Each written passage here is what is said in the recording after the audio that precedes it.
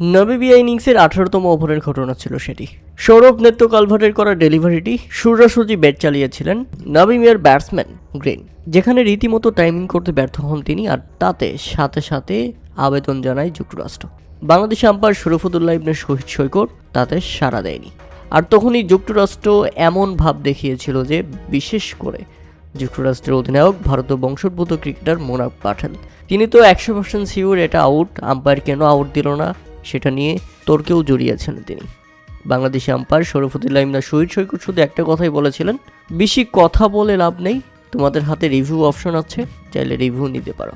পরবর্তীতে রিভিউ নিলে ডিসিশন পাঠিয়ে দেন তৃতীয় আম্পায়ারের কাছে, এবং টিভি রিপ্লাইতে যা দেখা গেল, বলটি বেটে লেগেছে, অর্থাৎ সেখানেই বাতিল হয়ে গেছে তাদের এলবিডব্লিউর আবেদন। বলটি বেটে আঘাত করে তারপরে পায়ে লেগেছে। আবারও নিজের সিদ্ধান্তে অটল থাকলেন বাংলাদেশি আম্পায়ার, আর এই ডিসিশনের মাধ্যমে তিনি বিশ্বকাপের মঞ্চে আরও একবার প্রমাণ করলেন তার বিপক্ষে রিভিউ নেওয়া মানে রিভিউ নষ্ট। বাংলাদেশি আম্পায়ারের গর্বিত সিদ্ধান্ত। এদিকে নামিবিয়ার জন্য সত্যি খারাপই লাগছে, বিশেষ করে নামিবিয়ার দর্শকদের এমন মন খারাপ দেখে আরও বেশি খারাপ লাগছে। দারুণ খেলছিল কিন্তু শেষ পর্যন্ত তারা জিততে পারেনি।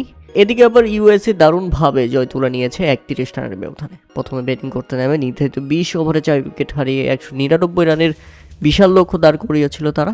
দলের হয়ে সর্বোচ্চ 33 বলে 68 রানের ঝড়ো ইনিংস খেলেন সঞ্জয় কৃষ্ণমূর্তি, এবং 30 বলে 52 রান করেন মুনাফ পাটেল, দলটির অধিনায়ক। আর জবাব দিতে নেমে শুরুটা ভালো হলেও 168 রানের মধ্যেই থেমে যেতে হয়েছে নামিবিয়াকে।